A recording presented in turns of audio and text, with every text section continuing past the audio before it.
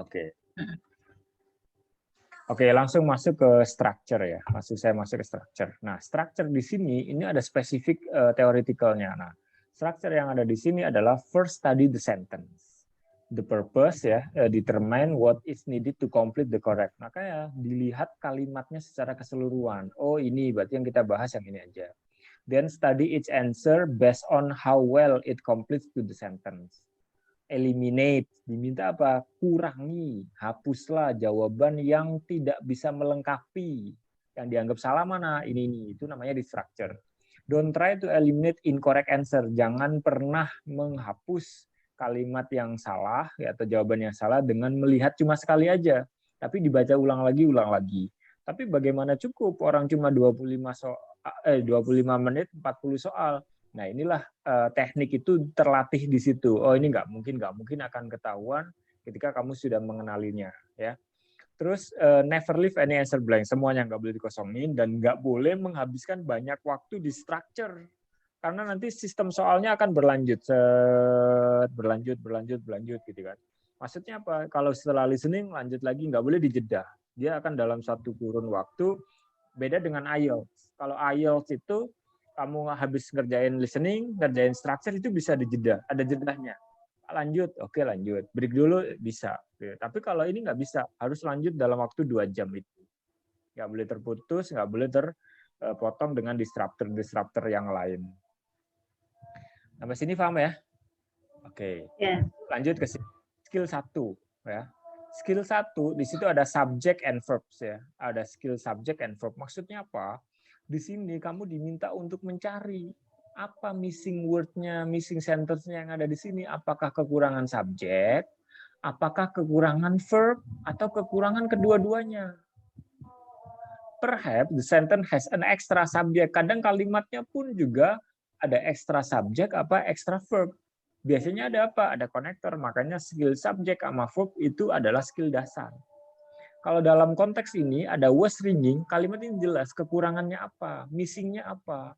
Oh, ternyata missingnya subjek. Ya sudah, kita kasih cari subjek di sini.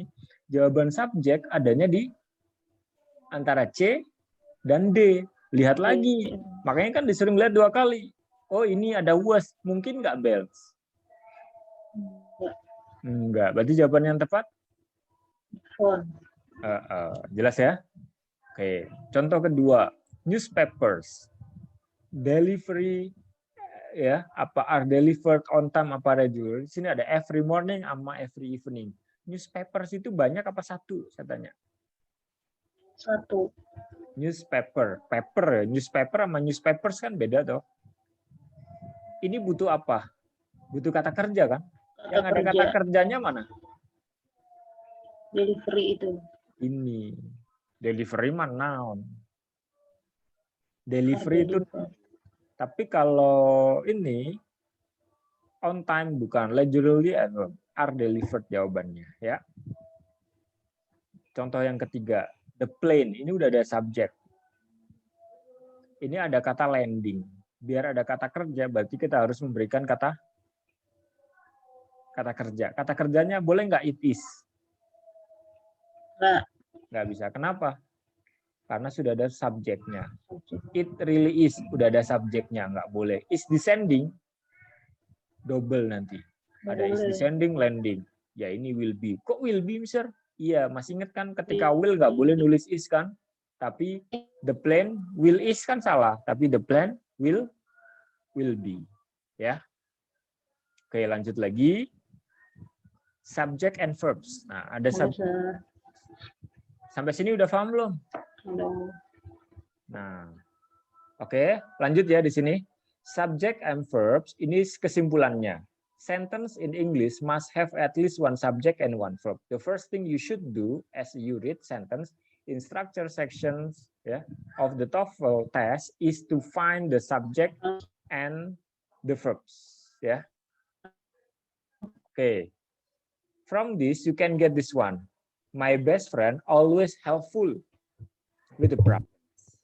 The bus schedule has changed. Mohon nanti kalau kamu sudah punya kertasnya, itu garis bawah aja. Garis 1 menandakan bahwa subjeknya, garis 2 menandakan kata kerjanya. Dari kalimat ini dianggapnya salah, incorrect, karena apa? Tidak ada kata kerjanya. Seakan-akan benar dong kalau kita baca, my best friend always helpful with the problems. Ya kan? Tapi kalimat itu salah. Iya. Ya. Coba yang C, the bus schedule has changed since last week. Benar dong, karena lengkap, ada subjek, ada verb. Coba contoh yang nomor 3. Menurut kamu apa? Benar apa salah? Salah. Karena? Nggak ada subjeknya. Nggak ada subjeknya. Accidentally drop. Ada kata kerja doang. Ini garis 2, subjeknya hilang. Nomor 4. Benar-benar. Customer paying the clerk for goods. Benar salah? Benar. Salah. Karena nggak ada kata kerjanya. To be-nya mana? The customer is paying the clerk for the clothes. Jelas ya? Yang kelima, jawabannya?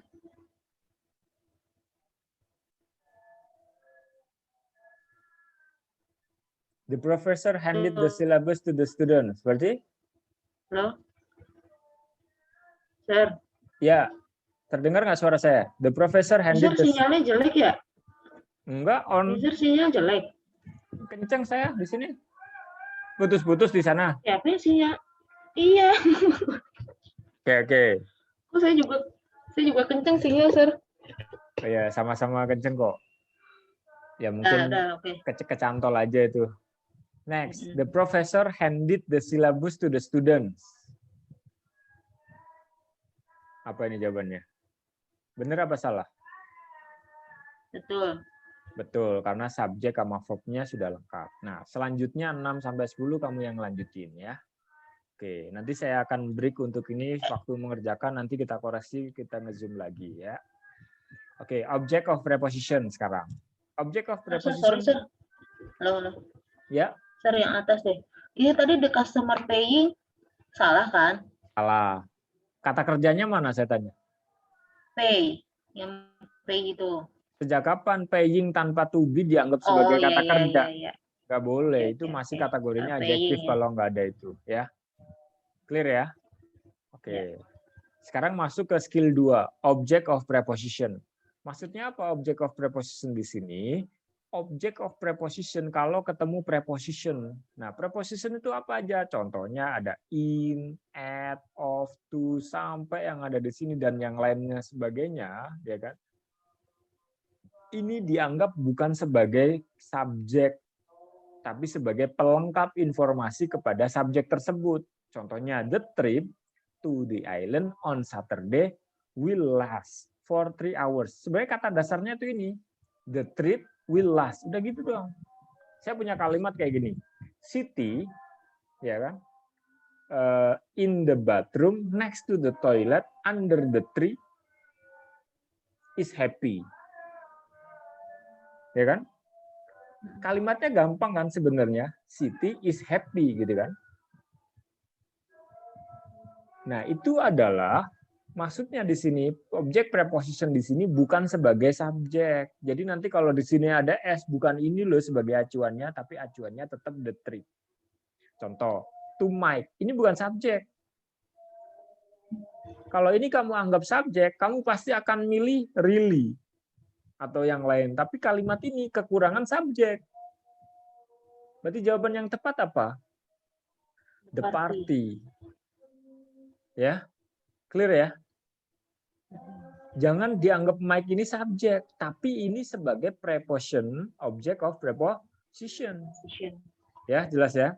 Kesimpulannya adalah object of preposition is followed by noun or pronoun. Diikuti noun atau if word is an object preposition, it is not a subject. Ini bukan subjek. Coba kita langsung ke latihannya. Lihat di sini. Ini dianggap benar karena sudah lengkap, ada subjek, ada verb. Ya. Ini berarti kita diminta melingkari untuk object of preposition. Ya. Ada of the baby, in the crib gitu kan.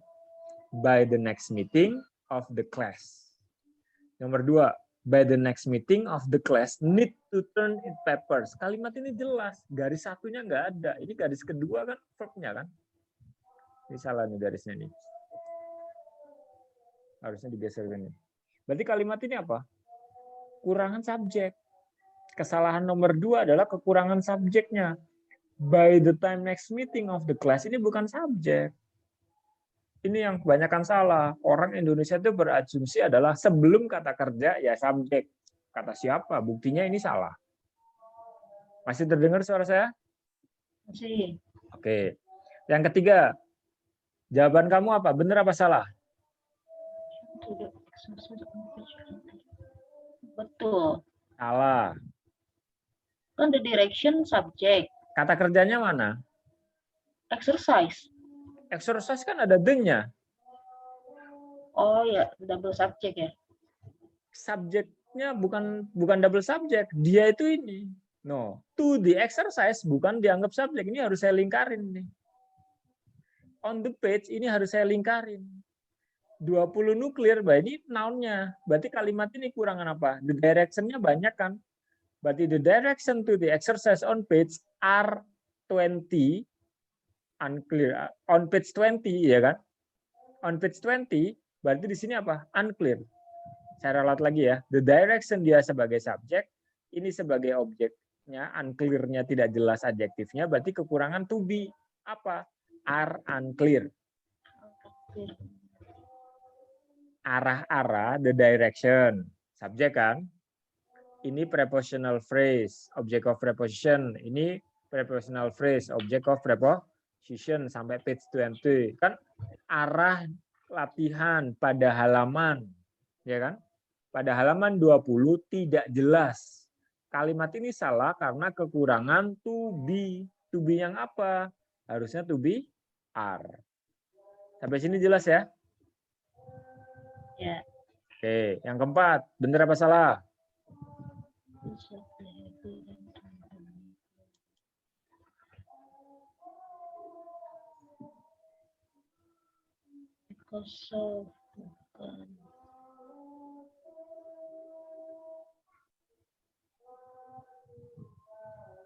Betul ya? Hah? The walkways. Benar. Iya benar. Karena ini subjeknya. Berarti kalau ada kayak gini, nggak usah dipikirin. Ini aja dipikirin. Because of the heavy rain through the night, the walkways are muddy. Nah ini udah lengkap. Subjek, verbnya sudah lengkap. 4 benar. 5. Eat lunch in the school cafeteria. Incorrect. Apa? Incorrect. Incorrect. Oke, berarti kenapa incorrect? Kalimat nih, Ya, during the week. Tiba-tiba ada kata kerja. Berarti kekurangan subjek. Subjek. Subjeknya nggak ada. Ya. Kekurangan subjek. Sampai sini sudah paham? Lanjutin lagi. Ya. Nanti dikerjakan 5, 6, 7, 8, 9, 10. Skill 1, 2. 1, 2, 3, 4, 5, 6, 7, 8, 9, 10. Lanjut lagi dikerjakan skill ini. Ya. Sampai halaman 68. Untuk sementara itu dulu. Silakan dikerjakan. Saya kasih waktu karena ini anggap aja kalau hitungan structure 25/40 itu 0,7 menit atau sekitar 45 menit per satu soal. Total soal ada 10 tambah 10 20 tambah 10 lagi 30. 30 soal berarti berapa menit? 40 menit per satu soal sih, 4 menit kali. Loh. Kan 25 menit kan? Iya, Dibagi 25. 40 soal. Jadi berapa? 0,7 menit atau 45 detik kan? Per satu soal 45 detik. Ya kan? Kalau di sini ada 10 berarti anggap aja 5 menit 10 soal berarti 5 menit kan? 10 soal 5 menit 10 soal ya. Oke, saya kasih waktu 20 menit untuk mengerjakan ini ya. Sampai di halaman 68. Nanti setelah itu kita bahas lagi sambil saya bantu stop ininya stop recordingnya. Record. Ya, iya. Ada yang tanyakan lagi? Ya. Oke, silakan dikerjakan. Waktu